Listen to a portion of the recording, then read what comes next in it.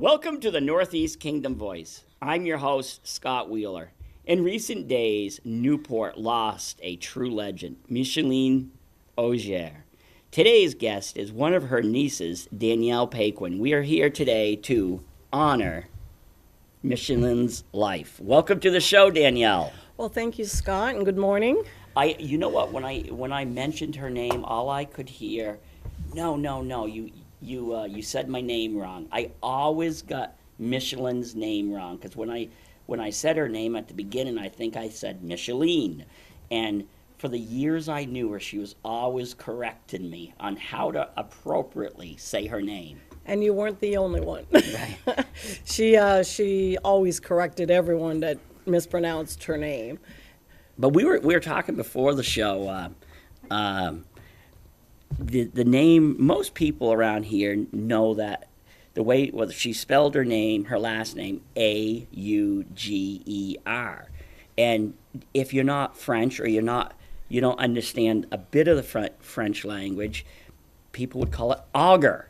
But Yep. Is it Auger? Auger, yeah. Right. And Auger. No, I know you have Auger blood running through you, but you never had. That was your mother is her sister. Correct. And that's so on my mom's side. You never had to have the name Auger, but have you heard stories of them having be called Auger all of their lives? Yes, there's definitely some confusion there, depending, I think, where you live. Here in the area, I think most people tend to say Auger or Auger.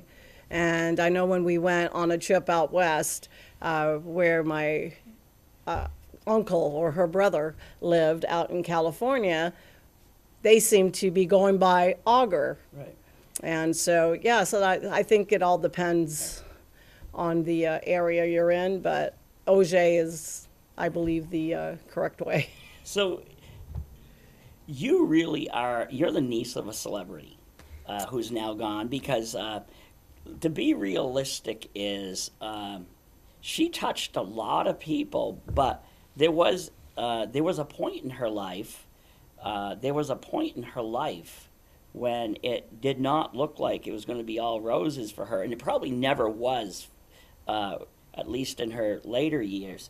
But here's a photo with that a lot of people will recognize. It is of her in her later years with her and her scooter, and that is Chief Seth DeSanto. Do you know why she loved that photo? It isn't because of the chief in it. You don't think so? No, it's because of the churches in the background. She loved that photo because she'd say, "That's my church." St. Mary's. She was a devout Catholic. Yes. Right. Oh, yes. Yes, she didn't miss church. She definitely was there weekly. Even at one time, she spent a lot of time up there wanting to give back to the church, and she did a lot of sweeping of the parking lots, and even inside the church, she'd go around and set all the booklets and stuff in the pews, and when she put her heart into something and dedicated herself to something, she went all out, 100%, that's for sure. And St. Mary's Church was her church. So, as a young girl growing up in Troy, was it North Troy? North Troy. What was she like? I know you didn't know her at that point, but what was she like as a young person? That from the time you can remember her. From the time I can remember her, well, of course, there's only 11 years difference between the two of us, and stuff. And she was full of energy. Definitely, and she loved music. I remember times when I'd stay with them. I'd be visiting and spending time there, and we'd be up in her bedroom and stuff, and she'd have all these musical instruments and stuff, and I'd just sit there and watch her practice. She'd practice on whether it was an accordion. She was practicing cymbals because she was in the marching band at the high school. The violin, you know, and besides that, she, you know, of course, they were on the farm back then too, up on East Hill. Right. And so she, from what I remember, I'm going into the barn and doing some chores and doing different things there. She was really, she was strong then too. She was a hard worker. And here's a photo of her in elementary school.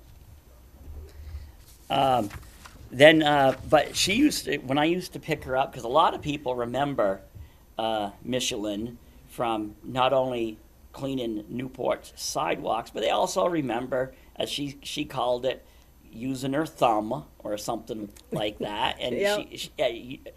you know, a lot of people, if they thumb a ride, it takes them a long time because people are really kind of nervous about picking up hitchhikers, but she'd done it so many years. I don't think, did she really ever have to wait very long? I don't think so. Right. I don't think so. I've come down the street before, and I was like, oh, I'm going to pick her up. Well, you know, the vehicle ahead of me would be stopping, and she'd jump right in. Even if she would look and see me, I don't think she really saw me. Right. She was, oh, I'm ready. I've got a ride.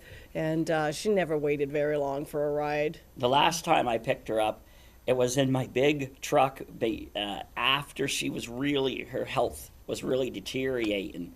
And I had to lift her up, and I got her most of the way up, and she said, Scott, there's dog hair in the seat, because my golden retriever. So I then had to put her down and spread paper all over the seat, and then lift her back up, and I brought her on her, because I don't know if she meant to be funny, but she could. She would speak her mind. And she also had she also had quite a wit. Well, I used to ask her about growing up, because you're from the family, and her brothers were the famous Augers, Yes. the acrobats. Yeah. And here's a photo of them. Yeah, the trio Auger. Yeah. Right. And I said, how come did you ever want to do that? Oh, no, I was afraid of heights.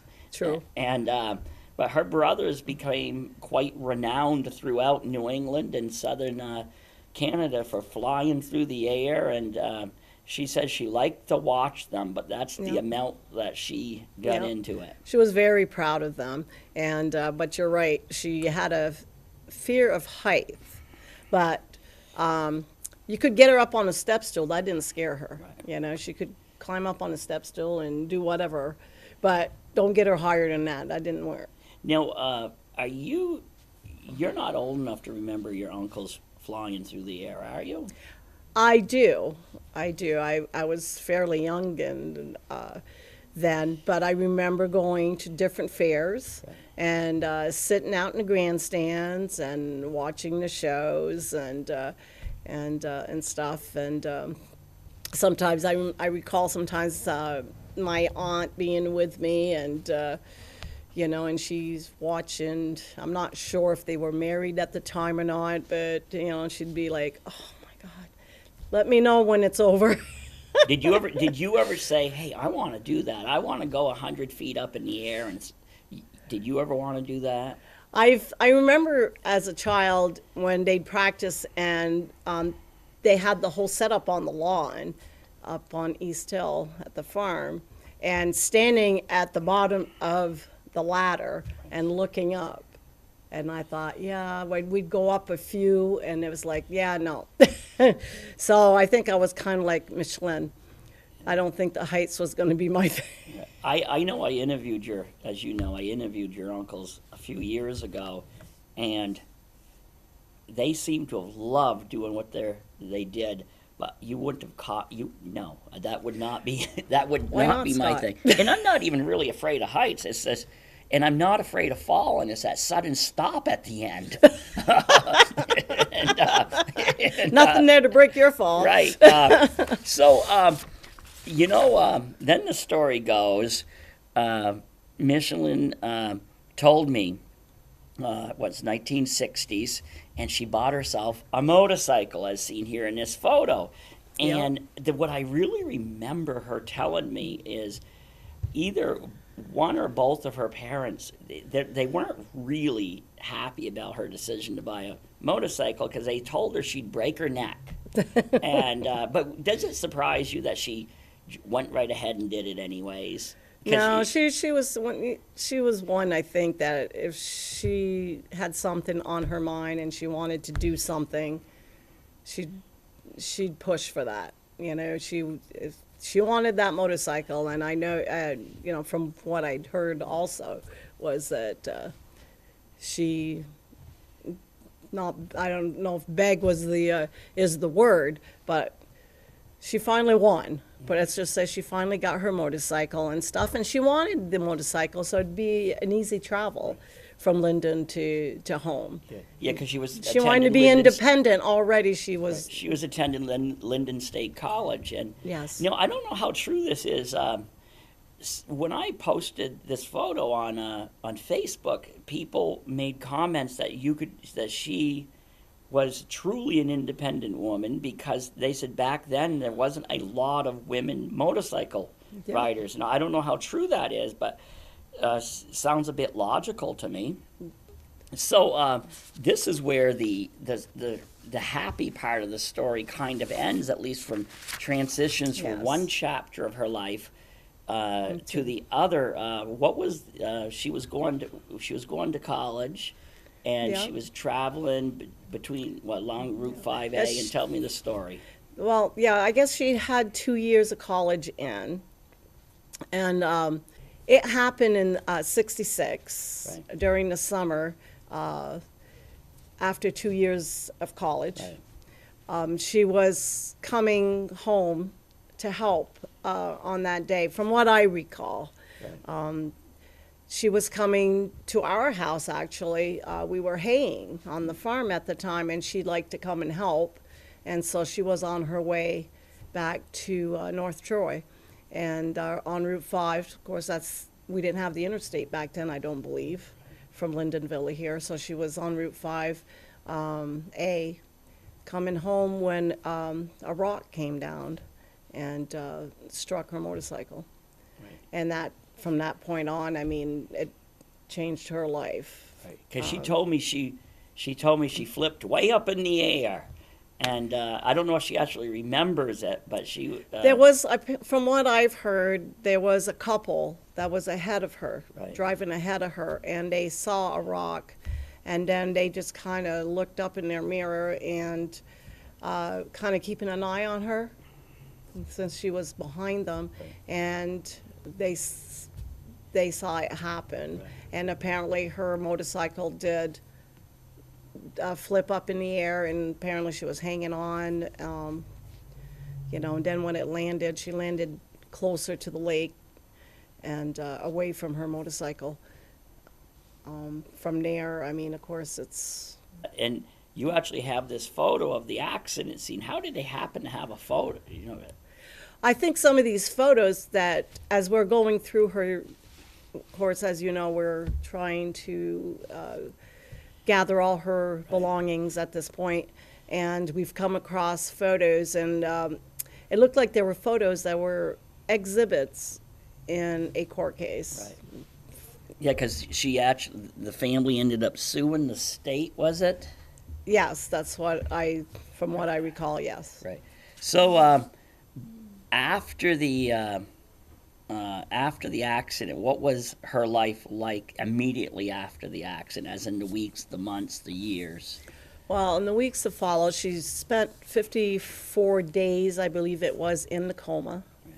And at one point, I don't think at one point they thought there was very little hope for her. And but after 54 days, she came out of the coma, and for her, it was like starting all over again. Right. She had to learn to speak, learn to simple little things that we take for granted every day. Just feeding yourself, clothing yourself, walking. Trying to use her arms. Right. So it was a long recovery for her. Now, I remember her telling me, and she credited both of her parents, but if I recall right, she credited her father, who, if I recall right, had been a boxer, and he wouldn't let her give up. Does that story ring true? Yes.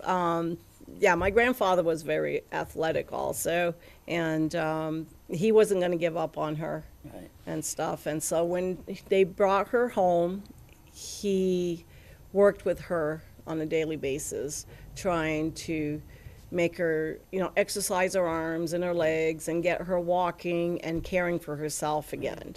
And I do recall times when I was there, one particular time, she was sitting and he was trying to get her to move her arms and her legs, and she wasn't speaking very well then, so she'd do a little moaning and groaning, and then she'd start getting mad at him.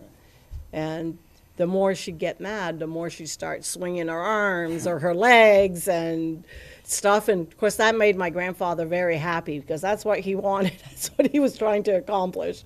But he did. He worked with her, and she does definitely credit him for where she was, being able to take care of herself throughout her life. So this next photo is of her. So she eventually became independent, and this is her in her apartment. Yes. Right. So Yep. so how long did it take her to become independent, where she could live alone? That I don't quite remember. I'm going to say in the 70s, Right. mid 70s maybe. She had an apartment. I remember my grandparents moving back to Granby, Right. and she stayed here and had an apartment. Right. And I think one thing people are going to be surprised about, because in later years, although she was crippled up, she was obviously, she was struggling, but in an early chapter of her life, as in following her, after she became a bit more rehabilitated, she became a world traveler, including to Jerusalem. Yes, she did. She was very active. She traveled. She loved traveling, and she did go to Jerusalem and Israel and traveled throughout the country here. She loved it. I believe she went with some groups at times, and stuff. And yeah, so those are as we're going through some of her photos and souvenirs that she has. We're coming across things that we go, oh, she went here. Yeah. Oh my gosh, she traveled there. So there's a huge story in boxes right now that we're finding. You know what's interesting is because I knew she had a tight knit, very supportive family, because I just know the family. But there were other people in the region who wondered, did she have a family? Because they would see her out. But the thing is I know you guys were there for her, but you had to maintain a certain understanding that she was the boss and she was independent. She was very independent, and anytime you'd say, call us, we're going to bring you here. Call us, we'll take you there. If you have an appointment, let us know. But she'd just say, what for? I have a thumb, and it's like, of course we were there for her, but she wanted her space, Right. and she wanted her independence. And so we tried to give her that also, but at the same time, we were all there still watching over her. Right. And Yeah. So throughout the years, when did she really start her cleaning? Because I've known her to clean for different people throughout, the decades. But when did that all begin? boy, I'm not sure exactly, but I remember she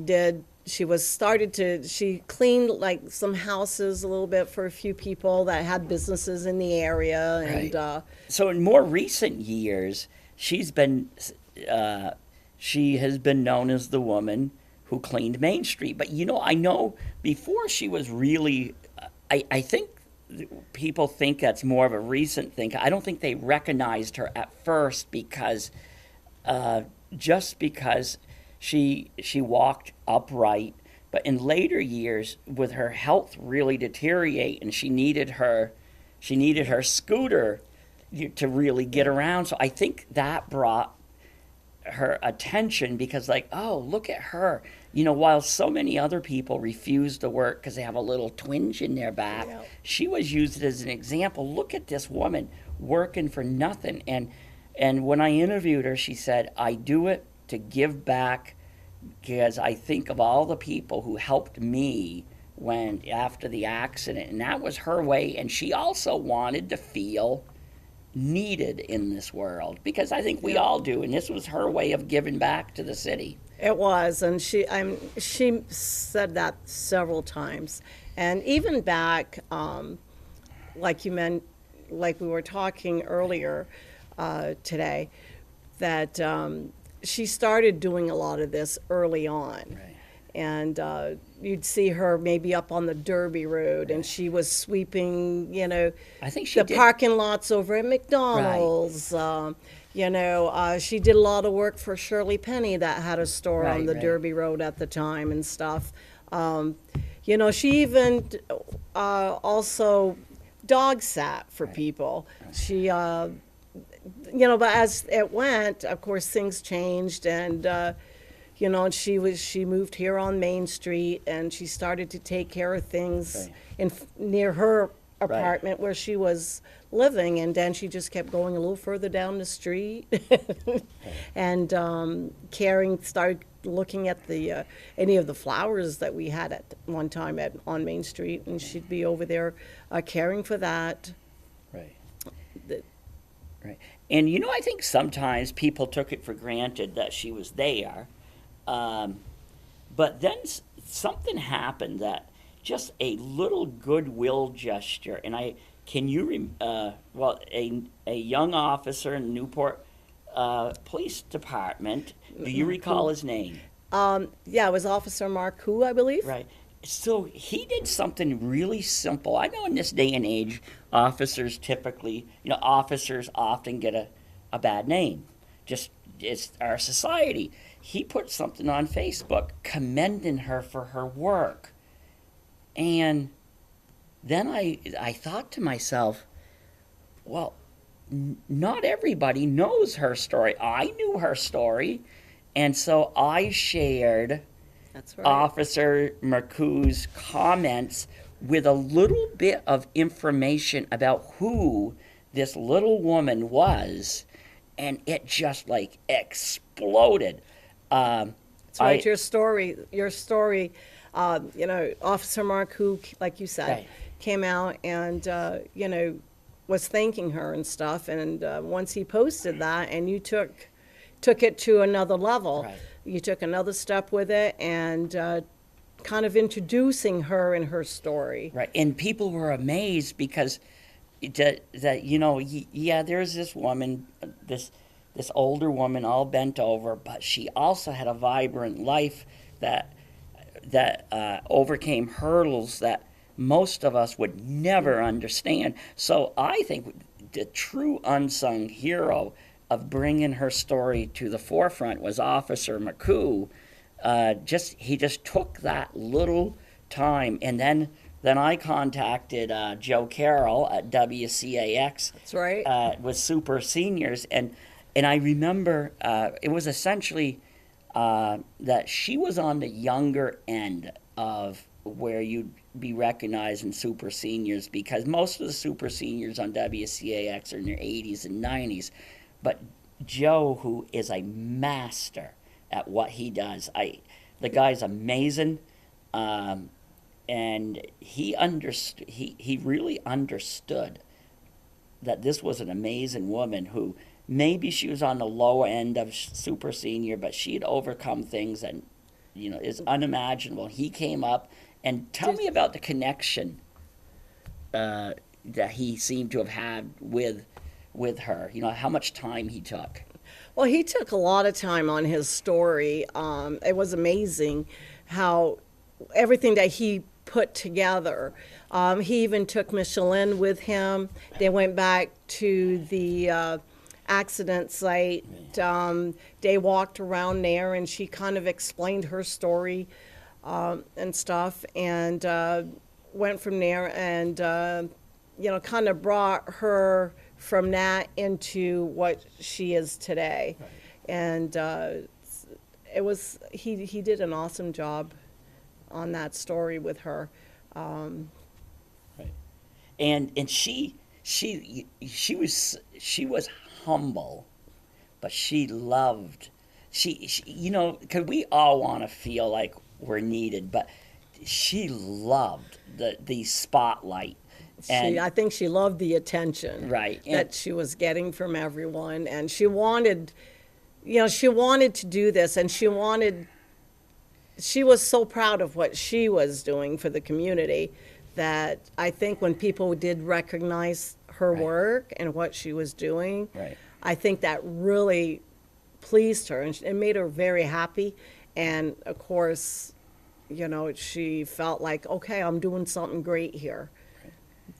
Then I believe the Rotary recognized her. They did.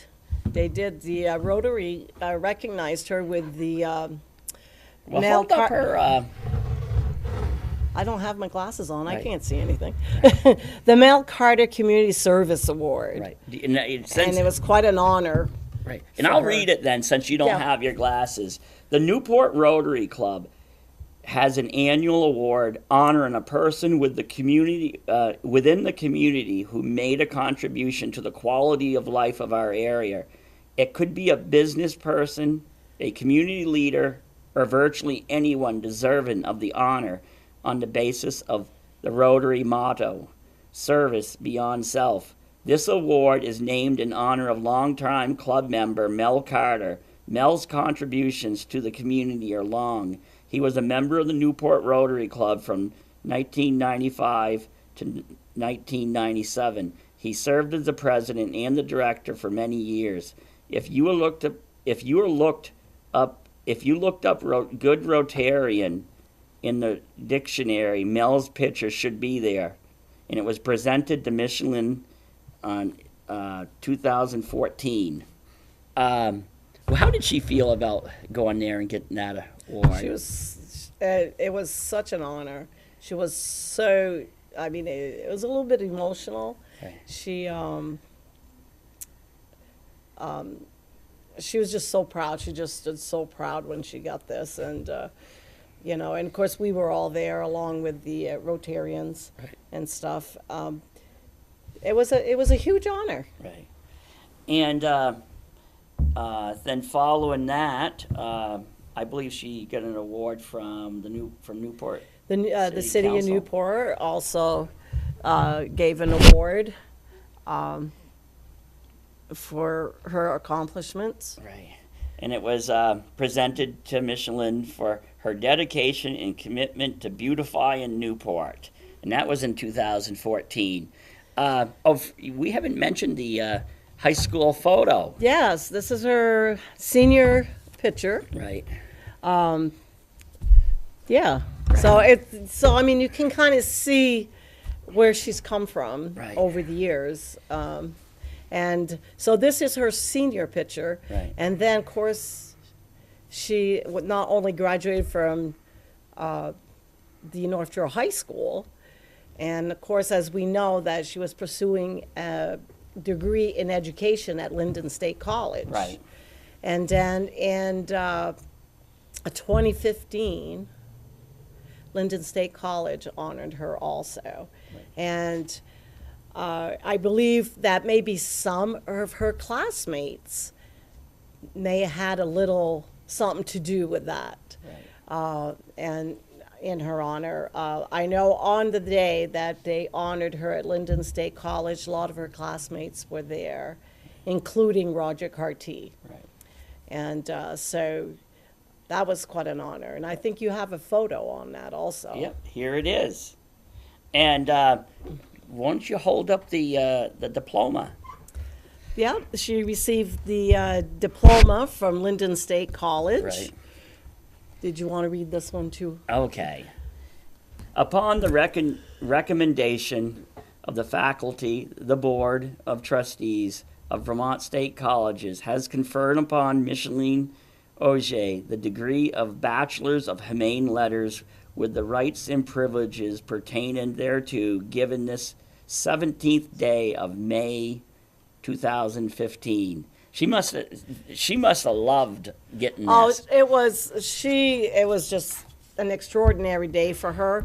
And when you think about it, all the years that thinking that she would never Right. receive this, Right. that she'd lost this, to be able years later to finally walk the stage and receive this was, I think one of the happiest days in Did her they life. tell her story at the? They did. They did tell her story while she was there, and then they introduced her, and she did go up on stage and received her diploma or her certificate. Right.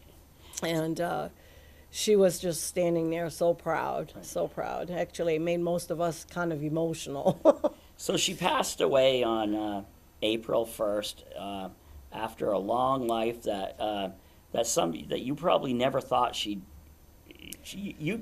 probably didn't realize that she'd leave such a mark on the world. No, and when we were sitting here this week thinking about everything that's developed over the last few years, it was almost like preparing her to go home. Right. And everything started happening, being honored for different Right. things that she'd done throughout her life and stuff. And even last year, being in the Centennial Parade, Right, that's true. and stuff. Right. It was a shock to all of us. Her departure just shocked the family, the community. But from what you could tell, because I know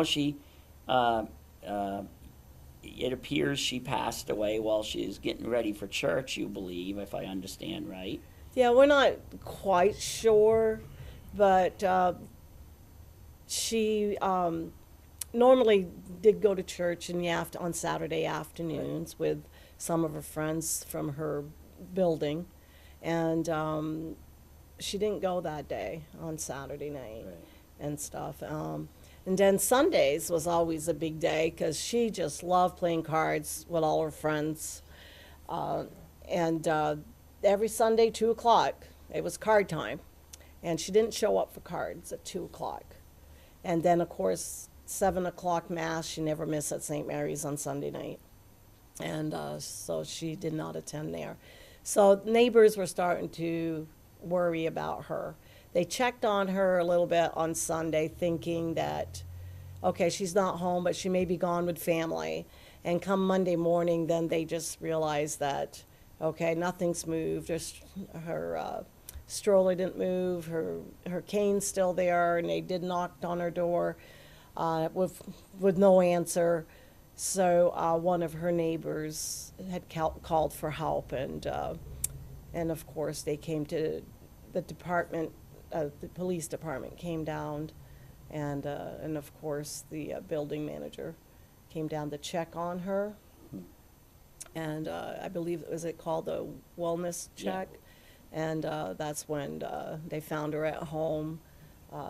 She had passed peacefully, sitting on her sofa, and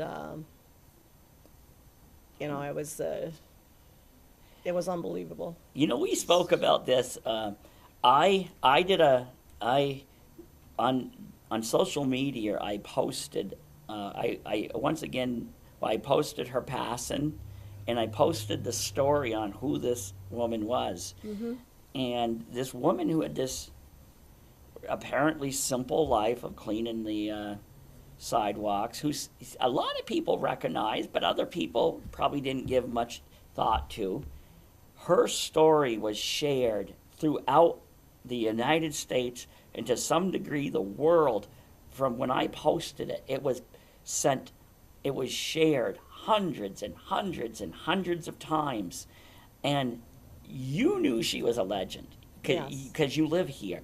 But to the family members, even maybe some of her siblings who live away, did they understand the scope of her status here until they must have been, some of your family members must have been shocked about the hundreds of comments. Well, if they didn't know, they do now. Right. They do now. Well, you even take, I mean, like, you stop and think. I mean, she had, her brothers and sisters, and nieces and nephews. Now she's got great nieces and nephews and great nieces and nephews that, they're all going, wow, that was our Aunt Micheline. And no, they knew, like, they probably knew some things about her and about her story, but I don't think they realized how great she was. Right. And because I suspect, especially the younger ones, who certainly didn't know her in her previous chapters of her life, maybe saw her as their maybe handicapped aunt, and who kind of dawdled around on Main Street. Yeah. But they probably didn't realize what a force she was. And what do you think? Because a lot of people have been reflecting back on her life now, especially people who didn't know her before, and once they've read about her, what do you think people can learn from her? Oh my gosh. I mean, she's one that definitely didn't let what happened to her stop her. She continued. She had a lot of strength. I think if instead of sitting back and saying, I give up, this had happened to me, I'll never have any quality of life of any kind. She didn't do that. She just decided, you know what? I'm going to take this and I'm going to make the best of it. Right. Do you know one thing that I didn't hear her complain too often. Of course, you knew her a lot better. Well, first of all, did you hear her complain very much about her plight? Never. She never complained about that at all. Right. At least not to me. Right. But she never complained. She always had a smile on her face. Right. And stuff. I mean, there were times maybe when we would say, well, geez, should you be doing this? Or why are you out on the street so late? Or, and she'd always say, don't worry about that. She says, I'm fine. Or, of course we worried about her being out late on the streets sometimes and stuff. But, nothing stopped her. She didn't let any of it stop her. She wanted to do something. She was going to do it. Do you know one thing she complained to me about is, and it was kind of a badge of honor for her in the sense of, because she's had to overcome so many struggles. If you got her going talking about people who refuse the work, is she had no tolerance for people who complained and just wouldn't work. She didn't like lazy people. No, she, I mean, as you can tell, I mean, as you saw, I mean, it didn't matter for her. I mean, she was out there doing what she loved doing for the community, and it didn't matter what the weather was. Right. She'd be out there. I'd seen her out there in the rain, snowstorms. I mean, and I'm thinking, where are other people that could be doing this also alongside of her, but she was a strong woman. She was strong-willed. Right.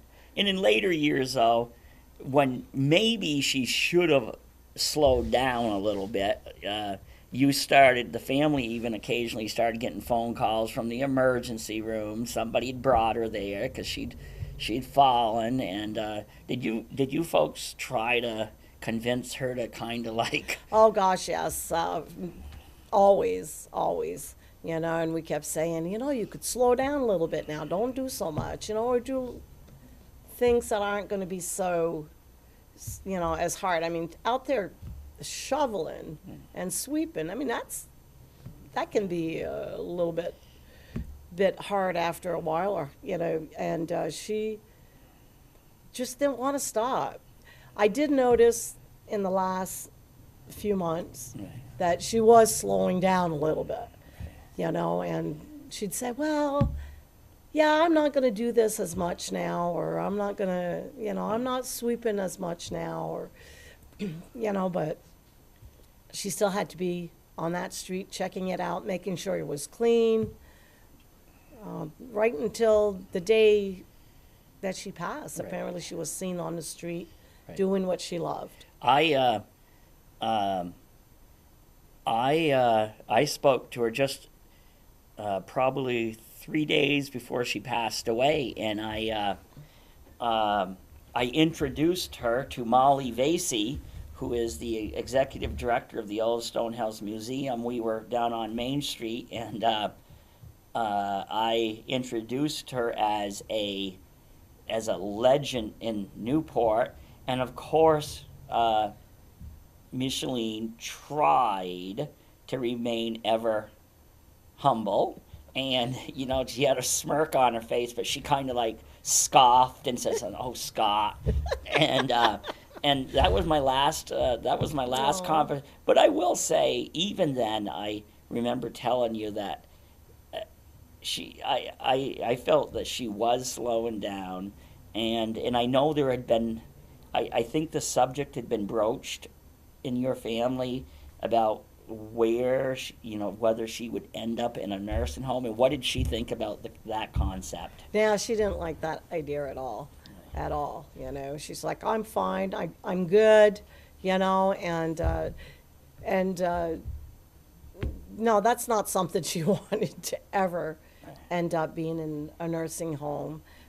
She was so independent that I think that would have been a really hard place for her to be. I mean, as much as, she would have been cared for her, it would have been, I think, difficult because she's always wanted to be independent and take care of herself. And I suspect there was even family members who would have opened their homes to her, so she wouldn't have to live on her own, or she wouldn't have to go in a nursing home, but she probably would even Right. hear. Because I remember another time I picked her up, and I brought her up to Walmart, and I said, "Hey, I'm going up to the radio station right now where you work," and I says, "I'll tell Danielle you're there, so she can so you could pick her up and maybe bring her home," and she would hear nothing of it. She would find her own way home. Oh, yes. There was one time, I mean, just recently, I happened to stop at the grocery store and she was coming out and I just had to run in for a minute. So I said to her, I says, well, if you wait just a couple minutes, I says, I'll go drop you off at home. Yeah. Oh, no, no, no, she says. I'm all good. She goes, I already got a ride. She goes, this lady's going to take me home. I'm thinking, I'm going to go by there. I'll take you home. Oh, no, no. I said, I'm all set. Thank you anyways. And she really liked her independence. And I think she enjoyed and embraced the community Right. and what they did for her. Well, that's a good question too. Is how do you think throughout the years? How do you think the people of this region have been to it? Because let's be real, if you watch the news, which I don't even think we have the media now. It puts all the bad news out there, but it doesn't show all the goodness in this world. The world is filled with wonderful people. Is that true with Newport and this surrounding area, the way they treated her? I'll tell you, I think, yes, I think she was totally blessed with so many wonderful people in this area. And I think they all kind of taken her under their wing. Right. A lot of them have, and everyone, I think, kept an eye out for her. Right. They all watched over her. There's times where, there's certain people would call and say, hey, I just want you to know, I picked her up and I brought her here and after even what just happened with her passing, people not seeing her on the street all of a sudden one day, they're all full of questions. It's like, well, where is she? she okay? And I think the community was just, she was blessed with them, and our family was blessed to have the community that we have here. Right. And then I know, she when she passed, I know at least the Caledonia Record, they had it right on the front page. I don't know about the other papers, but she was treated like She was treated like a celebrity. Oh my goodness. like she was a celebrity. You're right. And how do you there's been some debate on discussion about how to best remember Micheline and her life. How do you really think? How do you think the best way to remember her, as in publicly? I don't know. She was just Would you like to see something named after her? well, oh my gosh, I don't know. It's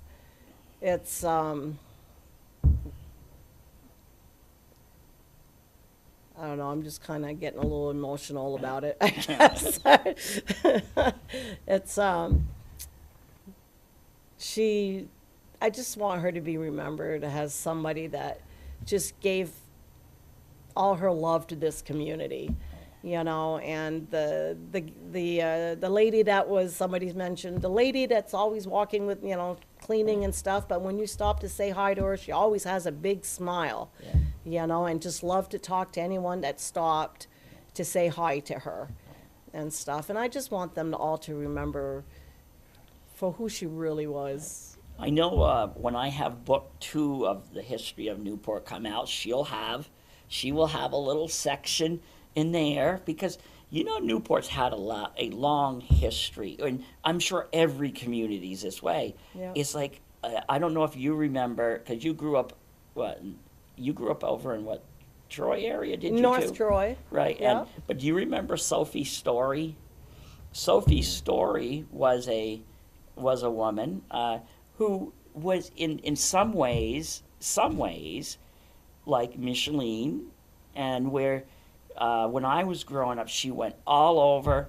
She would pick up laundry at people's houses. They say she could make whites whiter than anybody else, and she had her own disabilities, and she also would back when we had a lot more of those little wild strawberries, she would pick them, and the community kind of embraced her. She would help out everybody, and she was kind of a celebrity in her own right, and so it seems like our little communities really take care of. We don't think about it as taken care of. It's just kind of like you kind of make sure they're okay. Right. I mean, they do, and it's almost like they're watching from a distance. Right. And I mean, I know our family, her brothers, sisters, and everyone in the family. I mean, we are really grateful to the community, Right. For watching over her all these years. Right. And you mentioned you also had special thanks to the lawmen and the... Yeah, all the law enforcement, I mean, EMT, the fire department, and I apologize if I'm leaving anyone out, because there was so many people out there that looked out after her. I mean, they came out and gave her a reflective vest to wear for her safety, to just be there for her, and if she needed anything. And so big thank you from the bottom of our hearts to everyone in the community. Right. Now, the big question I have been receiving, just because I knew her and I've written about her, is when are we going to be honoring the life and works of this wonderful woman? Is there a date set yet? Yeah, yes, we finally come up with a date. It'll be June 8th, and at 11 o'clock at St. Mary's Church. Right. And then we'll continue to celebrate her life afterwards, we'll have a little gathering, and that we will let everyone know where that will be. Right. I suspect it will be, at one point you probably would have guessed because the older you get, there's less people who will come to your Right. funeral because everybody's gone, and she's a woman who never had children. So you may have thought at one point in your life it might be just family, but are you prepared for for what might happen? I don't know if we'll be prepared. I mean, everyone will be welcome, of course, and stuff, but we'll have to see. Right. We'll have to see. I mean, we've had lots of people inquire when we'd be doing a celebration for her and stuff. So, yeah, so I think that it's going to be a great turnout.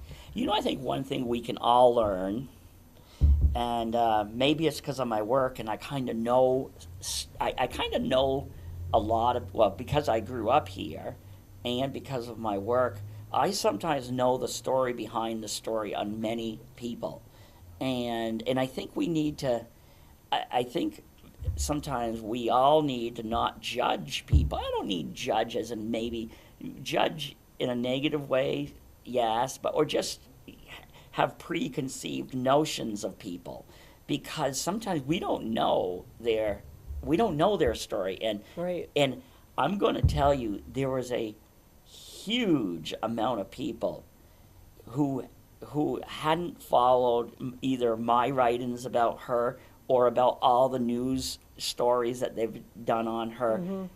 There are still people saying, "Wow, I had no idea the life she'd lived." Yeah, true, and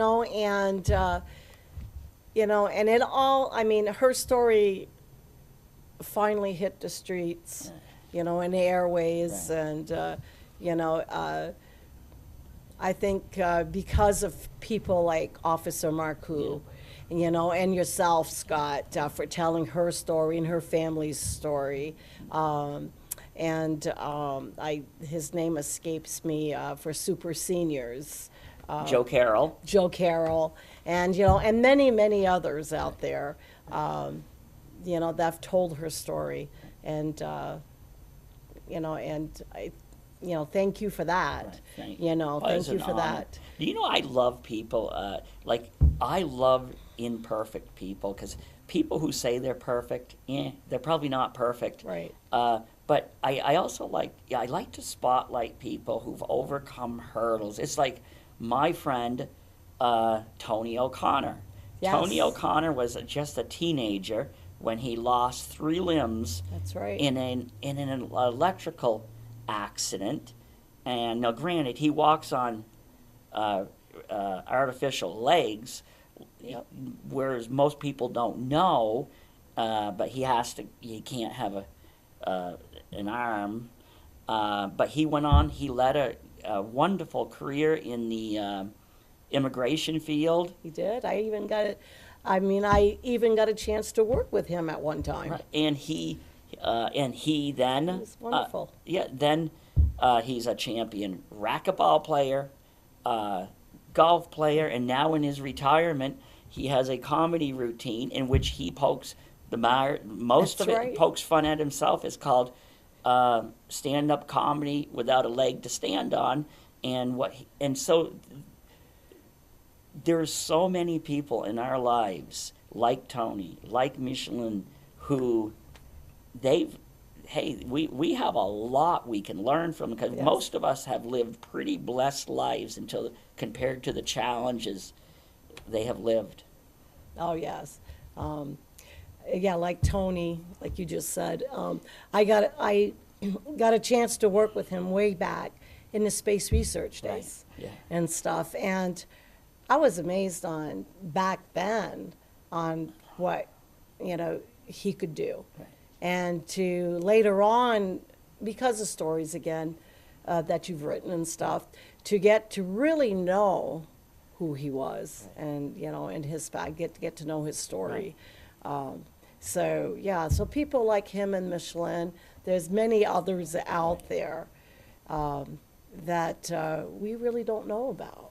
Here's a question that I think these two actually have something else in common, Micheline and Tony, and many other people. Tony, even though he's missing 3 limbs, does not consider himself handicapped. Yep. Handicapped does not define him. What about Micheline? Did she see herself as handicapped? I don't think so. I don't think so because, you know, I mean, she just went along her daily routine every day, and she accomplished what she wanted to accomplish. She didn't stop and say, I have a handicap. I can't do this. I cannot move along, and let someone else do it all for her. That she just was not that type of person. I think in closing, I can say, I think, while we all miss her, particularly the family, I think she accomplished what she needed to do, and I think we all want to feel wanted, we all want to feel needed. She didn't go out and boast and brag about herself, but she still liked. She lost so much in that accident. I think the last few years she gained, and it was her time. It was her time, and I think all of it, everything that happened in the past few years was a way, I don't know, would you say, like, to kind of bid her farewell in a great way. She became, in honoring her and thanking her for what she did accomplish in her life. Okay, final words. Oh my goodness, final words. I don't know. Is there a final word? How do you? We're going to miss her. We're going to miss her terribly. Just sitting back in the last few days and thinking back of things that we've done and things when I was younger and that we laughed about it. And I remember not that long ago saying to her, remember those times when you wanted to use Pepe's car. You wanted to go to Newport, and he weren't sure about letting you take in the car, so you'd always say, oh, but I'm going to take Danielle to the drive-in. Oh, I'm going to take Danielle to Nip's Snack Bar. So then that was okay, so she could take the car, pick me up, and then she'd go to Newport and hang out with her friends. That was before the accident? And that was before the accident, during her high school days and stuff. And so we were kind of laughing about it, and I was like, wait a minute. Were you using me? and she probably had her sly smile. Okay, well, I in closing, I'll say thank you to your family for sharing your aunt with the world. And I think if people really think about it, her time on Earth could make us far better people because we have There was an indomitable spirit there, a spirit of no matter what came in her way, she met it head on. Oh, yes, and I think she's just going to make heaven more beautiful. Right. Okay, well, thank you for coming on and sharing these stories. Well, thank you, Scott, and for sharing her story. Right. Okay. Thank you very much. Thank you. And thank you to the viewers for tuning in to another segment of the Northeast Kingdom Voice.